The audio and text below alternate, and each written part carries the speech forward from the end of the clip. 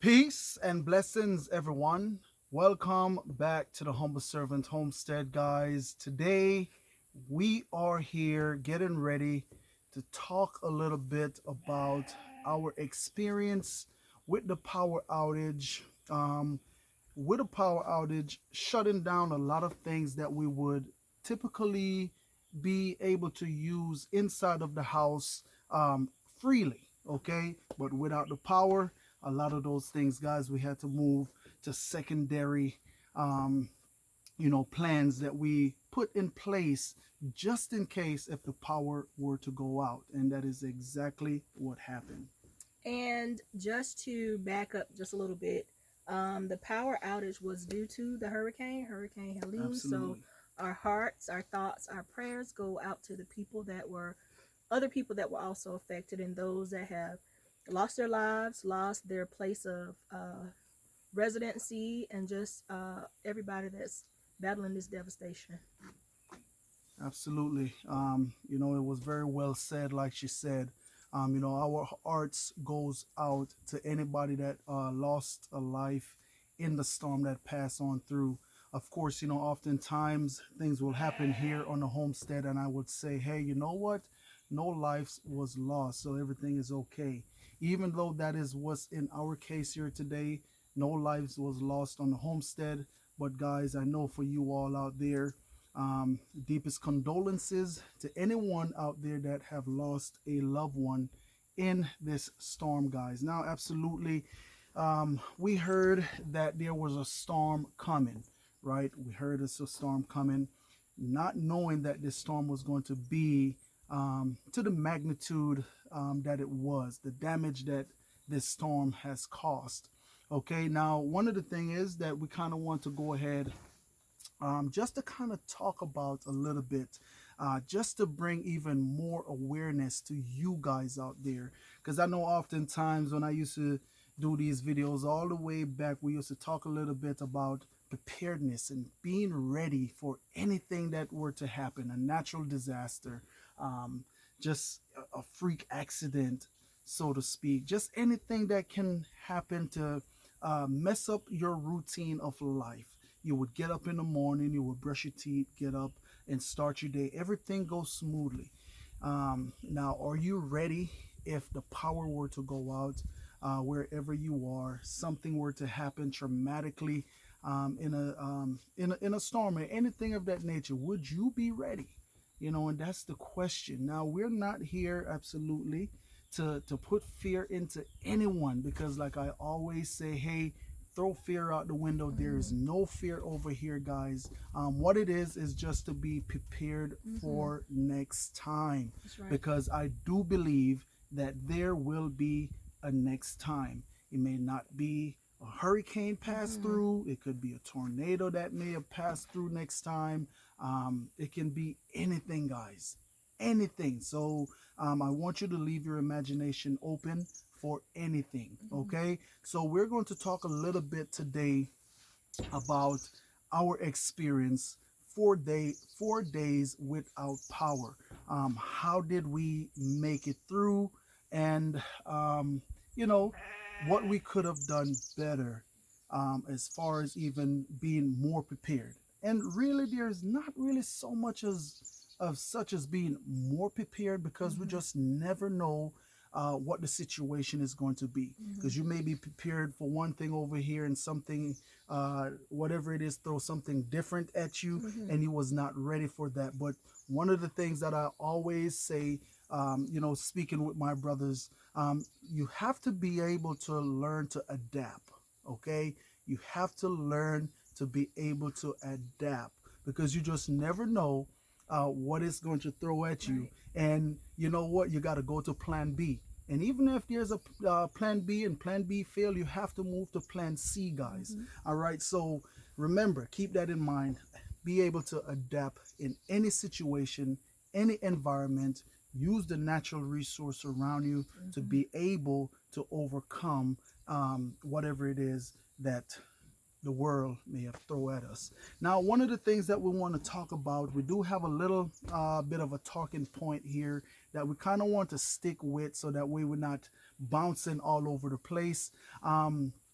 one of the thing is, guys, if you're living in a big city, Mm. a large city, it doesn't matter um, what city it is, but if it's big enough to where that the population is a big number, 9 times out of 10, what you may want to start doing is start looking for property. Look for a piece of property out of the city limits. I'll say probably at least about 2 hours away from the city. If you can Not move, even so much. Just a lesser dense area. yeah, lesser dense area with lesser, the population is not as great as it would Hmm. be in the city. So whether it may be a hour or 2 hours Hmm. away from the city, if you can go further than that, that will be good. Um, because why did I say that? Why say get land or property?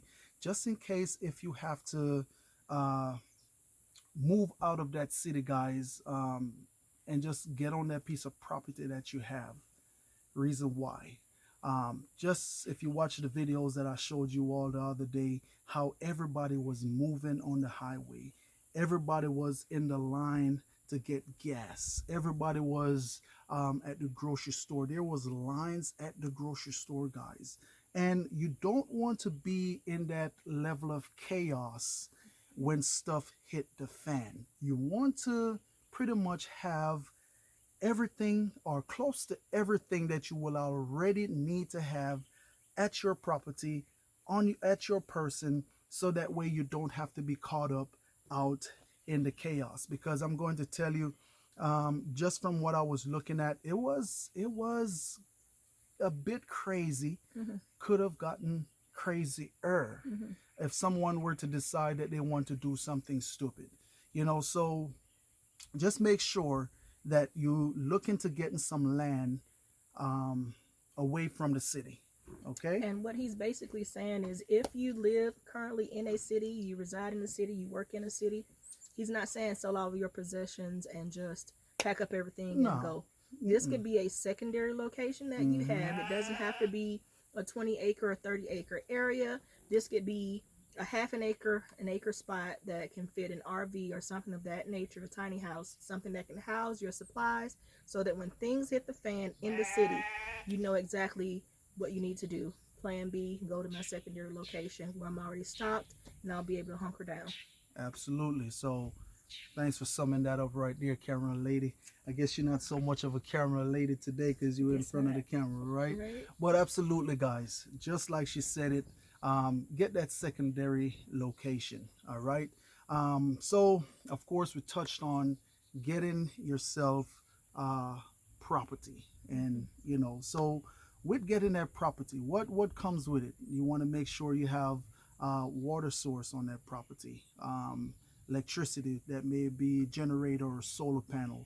Those are the things that you want to kind of have on that property. Now, it's not a necessary that you have to have those things, but for you to be able to be a little bit more comfortable wherever you may be, those are some things that you can have. Now, in a natural disaster, guys, to be honest with you, me personally, is not necessarily looking for comfortability. It's just survival mode. Mm-hmm. I'm in survival mode. I'm not looking to cop my foot up in the bush and just chill. That's not me personally. But I know for a lot of people, it's gonna take it's gonna take a little while for you all to adjust. Just being out in the middle of nowhere anyway. So, a lot of times the stress will kick in. You trying to adjust, you trying to get yourself together, and you may need something that can help you to kind of take your mind away from, hey, I'm in the bush and there's nothing around me but bush. So, nonetheless, we'll touch a little bit more about that. So, of course, I talk about when you get that property, making sure you have a natural water source or something of that nature. Definitely a plus. Now, yes, so the next tip is going to be water, guys. Mm-hmm. Okay? Water is very, very important. Very important. Whether you may be getting bottle of water, whether you may have a well or a creek or something of that nature close by. Mm-hmm. That is something that you need. Thankfully that we had a neighbor that was close by that said, hey, look at here, if you need water you can come on over and fill on up. And you know that's a good thing that you have that connection to be able to, if you're in need of anything, someone is there that you can kind of go ahead and you know that can help you. And just to back up just a little bit, so we do have well water here where we currently reside. We actually have two wells. A downside to that is they run currently off of electricity. The power was out, so therefore, power out, the wells don't work, right? That's right. And so that put us in a bit of a dilemma. And just to kind of go back even further, when we got the news that it was a storm or a hurricane, you hear so many times, okay, a storm and a hurricane. Typically, we're not affected. Our area, you know, is not affected. It kind of blows over. You see a little bit of rain, some dark clouds, but that's about it. So our planning mode was, okay, it's just another storm. Though we did fill up some barrels and some bins and containers, that is what kind of helped us through those last 4 days. But you thinking of a well as a water source, you don't put two and two together or think beyond the power going out, and especially not for an extended period of time. So one of the things that we definitely know we have to take care of now is having a secondary way to turn on our well if a situation like this were to happen again. And absolutely, very well said, guys. Actually, I was going to get to that point, but you know, it's good, Karen Lady. It's all right. You know, hey, great minds think alike. But absolutely, like she said, just being able to have that water. Now, one of the things that I am definitely going to be working on going forward is getting my well hooked, be able to hook to a generator, guys, just so that way we can have water running to the house. So what it is, we're going to just get it hooked and turn it on whenever we need to fill up, whether it may be barrels or anything of that nature. Because in a situation where there's a disaster, you got to understand everybody else around you is also out of water if the power were to shut down. So our generator is not going to be one of those things that's running 24 hours on the well. We're just going to run it, fill up what we need to fill on up, shut it down, you know, and make sure we just run it in times when people may be at work or you know, out and about. Because trust me, you don't want to do that so you become a target to what you got going on, baby. Alarm, I'll take it. Excuse me there, guys. So Sorry, guys. you don't want to run that, you know, so you become a target. Because if everybody else don't have water around you and people need water, trust me, you know what, when people are hungry and people are thirsty, they don't think normally, guys. Right. It's like, hey, look at here, I'm thirsty too. You have water and I don't, I'm coming to get your water. So you want to make sure that you know, Keep a whatever it low-key is, profile. yes, a low-key profile at all times. And anything it is that you're doing, try to keep it low-key. Because trust me, it's people riding up and down this road and they're watching and they're seeing. So just make sure that, you know, whatever it is you're doing is very low-key and secluded. All right. So another thing is, and like you said, yes, we did fill up those barrels, and that is what was able to push us on through. Of course, you know, we do have the animals and everything else like that as well. And so for them, definitely what I had to do, because I didn't want to use up all my clean water that we stored away here on the homestead. So I did move on to a secondary plan that I had to get water. Okay, so And it was in abundance. There wasn't a shortage. yes, it was an abundance. It was an abundance of water, and we was able to get the animals water. All right, so we're just here to talk about some of the things that you all can do as well to be better prepared, because these are the things that we have experienced. And if we have experienced them, guess what, 9 times out of 10 you all will experience them as well. So another thing is, and we did touch on that, is having a generator to be able to not just to run the well, but also your refrigerator. If you have freezers or anything of that nature that run off power, you will also need a generator for that. Now, I do know that they have those solar panel generators out there, and or solar panels. So even if you can get those right there hooked up onto your property, that will be a plus. Now, I do have solar panels here present. I just need to go ahead and get some of them hooked up, so Right. that way we can have that secondary source of power. So also keep that right there in mind. Anything you got, bud? I know nothing. Well, yeah, no, nothing on propane or Yes. generators. Right. Okay. So propane, guys. So one of the thing is, of course, life still goes on. Yeah. Not because there's a disaster out there, that does not mean that you're going to skip meals for days in and days out. Okay, so one of the thing is that we do here on the homestead as well, not just storing up the gas or getting gas put away to run our generators, but we also have propane as well, put away. So the thing about it is, we have a big family. We don't know how long power is going to be gone for. So we typically like to put away at least about 6 propane tanks. So that way we can cook on our camp stove, or even if we have to cook on our Blackstone, guys. So that way we make sure that we still have ways and means of, eating. Okay, so, excuse me.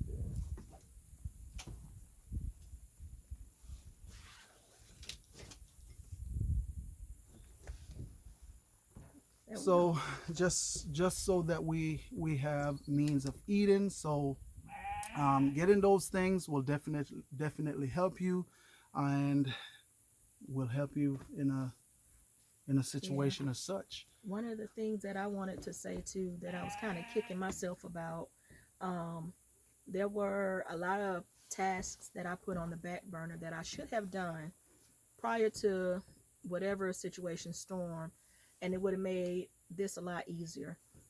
For instance, I have tons of dried beans inside, and my goal earlier this year was to get those canned up. If I were to cook those dry beans on a camp stove, it would take way more propane than it would if I was just opening up a jar of beans that I had already canned previously. So for instance, if I wanted to make a pot of chili, it would have taken me way longer to cook the beans down first and to get that pot going versus opening up a couple of jars of beans that I've already previously canned and heating those up to make the chili. So going forward, my goal is to get a lot more canned goods out of our pantry and out of our freezers and into jars, so that way in a situation or disaster such as the one we just experienced, all I'm doing is warming up the food versus having to cook it from scratch, using up more propane than we need to. That's right. That's right. Of course, that is your field. All I do, I just grow the stuff. And also, guys, talking about growing the stuff, that is also why it's very important to have a garden. Now, of course, in a storm like this, a storm will, blow down or damage a lot of your crop, but it don't always necessarily has to be a hurricane. Plus, if you're growing, a lot of the stuff that you're growing, you're looking to preserve that by canning, dehydrating, Yes. whichever kind of way, how to preserve that food. So that is also one of the things to keep in mind. Get back out there and start growing your food. Start planting, guys, because I'm telling you, there is a greater storm to come. It's already out there brewing. Right. It doesn't necessarily has to be hurricane. Just even to just kind of touch on this right here. After the hurricane, I want to say it was 2 days after the hurricane or something like that. I got word that there was a chemical explosion, not just one, but 2, guys. Now, one I can understand, but 2, at the same plant. Yeah. Come on now. And the thing about it is, it was just black clouds poofing up billowing in the air, up in the atmosphere, and I could understand if it was just a little small little Mm-hmm. small little fire, but this don't look like just a regular burn and fire. No, and it shut down. This It shut down traffic for a while, and there was also chlorine clouds being emitted into the air. And at first, it was not being reported, and then when people started to complain in different cities throughout, not even close to where the fire took place, but different cities throughout where the cloud was traveling, and then an advisory came across our phones, alerts saying right. to stay inside, stay in place, turn your air conditioning units off, let your windows down, and just stay put. And guys, it's like I said, that's crazy. Who was sitting back expecting to for that to happen? Nobody. Nobody. Not after a hurricane at that. Mm-mm. But that is just how the games are being played. Yeah. So You in just have to be ready for yeah, anything. you have to be ready for anything, and just even being prepared. Just having gas masks. Mm-hmm. Have some gas masks on hand just in case of a chemical explosion Right. again. So look into that. Another thing is that I want to kind of touch on, whenever a disaster first happens, depends on what it is you're going to be doing out there. If you're moving from one place to another place for refuge, yes, you get out there before the storm comes. Mm-hmm. Don't move when the storm is brewing and the Right. storm is already over you. Try to get out of that area Mm-hmm. as soon as possible Mm-hmm. whenever you get that word, because you don't want to be moving while everybody else is moving on those roadways, because like I said, all it takes is one accident to Mm-hmm. happen, Mm-hmm. and it can shut down that highway miles and miles. I'm talking, it could shut it down to 20 miles up to 30, 50 miles, Yeah, and guys. you're stuck. And you're stuck. And one of the things that I also noticed, while I was out there, the first day when the hurricane happened, yes, there was police presence. Okay, the second, the third day, I didn't really see that much police activity. As far as just making sure that the peace is being kept. But one of the things that I am very proud of is the citizens. They did act very civilized. Mm-hmm. It was nobody out there starting no contention. Nobody wasn't out there looting or rioting or doing anything of that nature. And I am very proud of that. Mm-hmm. So, but guys, just be prepared. Be prepared. Get yourself together. Start getting at Mm-hmm. least 3 months worth of food and water put away. Mm-hmm. Okay, I can't stress that enough, because just even my wife was telling me that at Ingles they had a line at Ingles, Mm-hmm. and they're taking cash Cash only. only. No, I know this world is trying to move to a digital currency, guys, but I'm Mm-hmm. telling you, that is not what we want. Okay, that is not what we Right. want. Yeah, that's what they're pushing, but we don't want that. I'm gonna tell you like this: we don't want that, and you don't want that either, Mm-hmm. because what it's really moving to, guys, is speak of it in Revelation, where it's saying the last days you won't be able to buy or sell Mm-hmm. unless you get a mark, and that is pretty much what this thing is moving towards. Mm-hmm. And just be better, just be prepared, have some food, have secondary plans, secondary location, to where that if something were to happen, a disaster happen at your home, you have somewhere you can move to. Mm-hmm. Okay, so but And also, I want to say, I said something yesterday on Instagram, and it probably sounded a little bit harsh, but it was true. It said, nobody's coming to save you. So, it's true. saving starts inside of your household. You need to start saving some food. Mm-hmm. You need to start saving some water. Mm-hmm. Because even in a situation where you have to go from one city to the next, or one town to the next, or one household to the next, you can't pack up your house and come empty handed. You still have to bring something to the table as well. So, what are you putting away? What are you storing? Mm-hmm. What are you saving? It starts in your household That's so where true. you have control of that. I saw a statistic today that showed that the average American household only has about 5 days worth of food and supplies. The grocery store only has about 10. Wow. So when those doors are locked, what exactly are you going to do? Wow. And it just had to be said like that. And that's why it's very important. I can't stress that enough. Get you a garden. Back in the days, our forefathers, our grandfathers, our grandmothers. 2 generations Yeah. ago. 2 generations. You know Keep what? that in mind. Grocery store wasn't like it was back then. You know where that grocery store were? Backyard. In their backyard. I saw another article that said that the government was promoting backyard chickens. They were pushing for every person to have 2 hens in their backyard for every person in their household to be able to be sustained. Hey, get yourself some chickens. Get yourself some chickens. Get yourself some chickens. Get yourself a garden.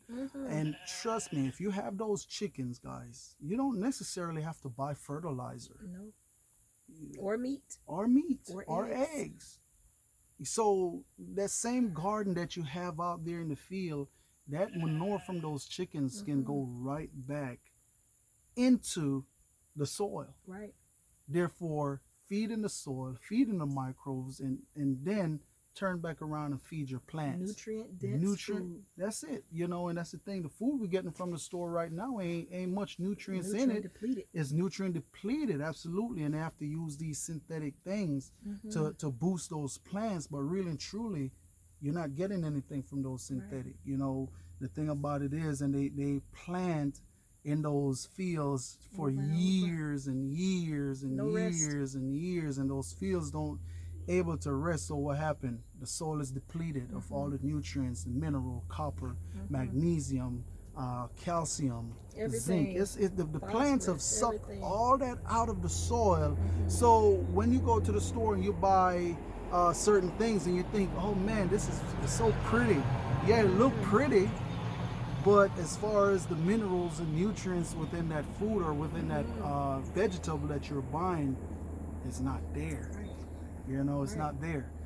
That's why one of the things I love my animals, the sheep, the goats, because that right there, they help to put back in my garden. I have stuff where I just pile up. Well-rounded relationship. Yeah, They give to us and we give to them. That's right. And it's almost like the circle of life. Right.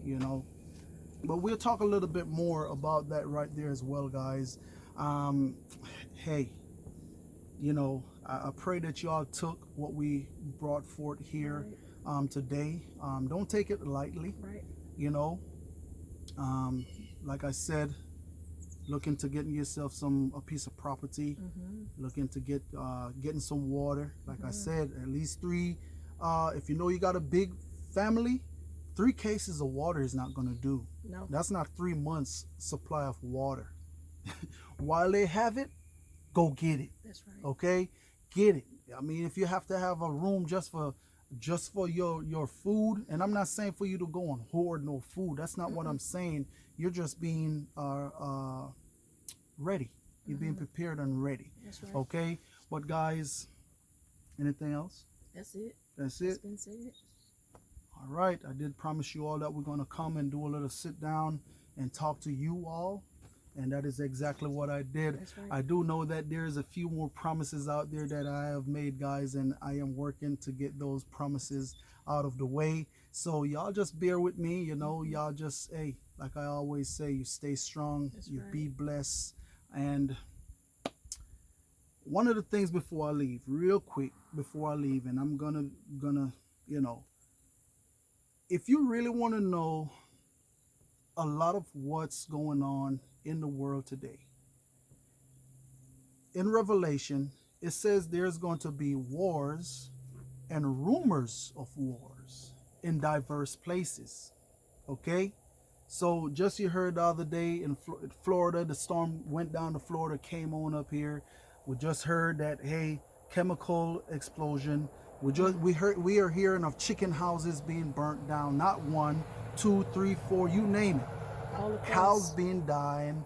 I just want to bring this awareness to you. Hmm. But one thing I can tell you to go ahead and do, I'm pretty sure you got Grandmama Bible. Mm. Grandmama Bible sitting there probably got more dust Ooh. than a vacuum. Go ahead, beat the dust off Grandmama Bible, y'all. Listen to me. Beat the dust off. So, biblically, if you want to know what's really going on, go read Revelation. Hmm. All right? Start from 1 and read the whole thing, guys. All right? That's going to go ahead and shed light on why you see a lot of these things is going on in the world like it is today. Hmm. We are in the last days. Now, no man know the time or the hour, the coming of the Son of Man, but we know that it's getting close. It's getting close. I can't tell you he's gonna come January. No, he didn't give us a date. So if there's anybody out there that's giving you a date and telling you that, oh, Christ is coming back on December the, look at here. You better say get the ints because that's the devil talking. All right. Be prepared. That's right. I just drop a little nugget right there for you. Go check Revelation out, guys. Y'all be blessed. You stay prayed up. You stay strong. And like our elders always say, we shall soon see Zion.